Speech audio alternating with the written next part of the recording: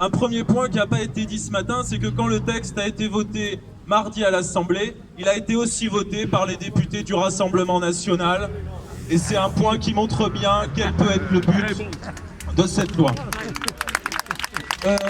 Un autre point, alors qui pour le coup a été dit, même si je ne reviendrai pas sur tout, il n'y a pas que l'article 24 qui pose souci, c'est bien toute cette loi qui pose souci, que ce soit avec les drones, avec la police municipale. Parce que ce qu'on pourrait risquer, c'est quand même 1 an d'emprisonnement et 45 000 € d'amende, alors qu'on a vu ces derniers jours toute la violence, c'est arrivé pile la semaine où la loi a été votée, toute la violence qui pouvait s'abattre sur les mouvements sociaux, sur les migrants, sur de simples citoyens.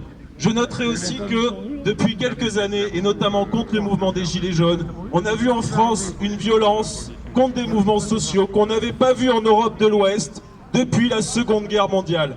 On en est encore là, à ce niveau.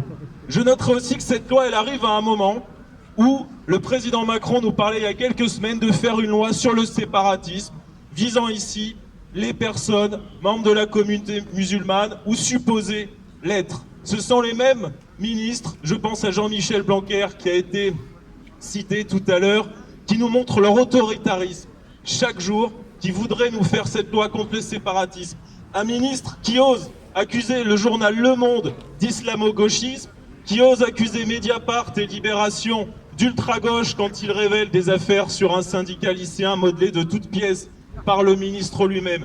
En fait, on se rend compte en prenant Darmanin et Blanquer qu'on a les exemples des 2 ministres les plus autoritaires de ce gouvernement qui montrent bien quel est le fond de ce gouvernement sur ces questions d'autoritarisme. Et leur autoritarisme, c'est en fait le filet sécuritaire de toutes les lois ultralibérales qui nous mettent dans la tronche depuis des années.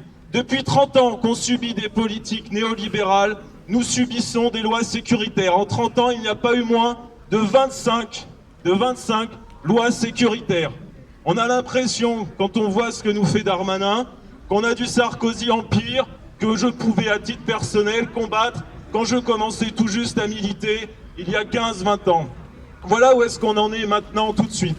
Ce qui est important aussi dans ce qu'on arrive à faire aujourd'hui, c'est de voir qu'on aura un combat à mener en même temps. Ce sera notre en même temps à nous. C'est-à-dire qu'il faudra à la fois et lutter pour l'état de droit, et lutter pour défendre les valeurs démocratiques, et lutter pour défendre les droits sociaux, parce que ce sont bien tout cela que le gouvernement cherche à abattre.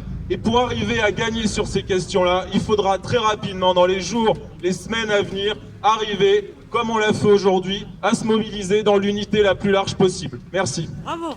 Bravo.